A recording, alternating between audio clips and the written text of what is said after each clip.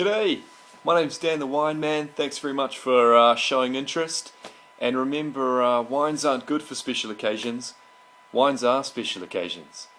So I want to do a quick video today explaining the difference with a dry wine and a fruity wine or a sweet wine.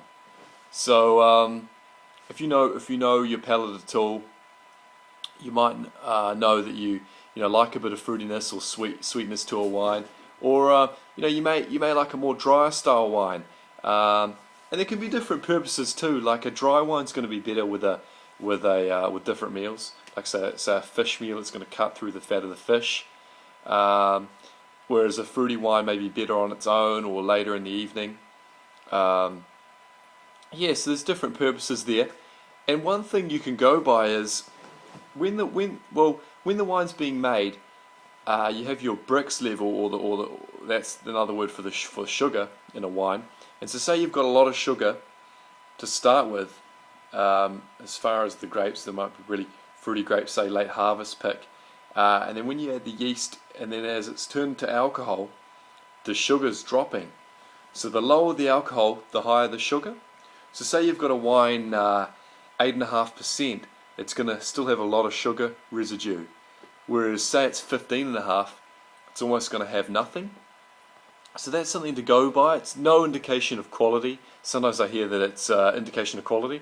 It's not. I mean, what is it? Terps say I think that's over 40%, and I don't think that's quality.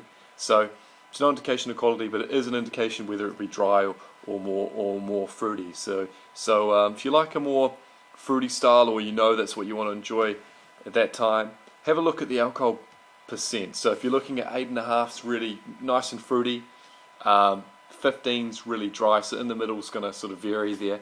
Sometimes companies can add sugar to a wine, so you can have a 15% wine, but still really fruity still, because they're adding sugar.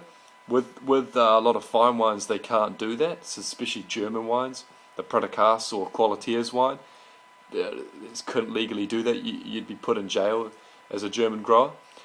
So maybe German wines are going to be a bit more, I mean, you'll get it right every time with a German wine, but with other wines, it's still a good thing to go by. So hope that helps. And it's good to sort of know what your palate is and what you like, and it'll change too. I mean, when I started with the company I'm with, Palate, I was really into fruity wines, and I got to take home my first bottle, and it was seriously fruity, like a real dessert wine, and it was actually a bit too sweet when I got around to drinking it. Whereas now I've gone further and further down the road into a more dry style, and so's my humour.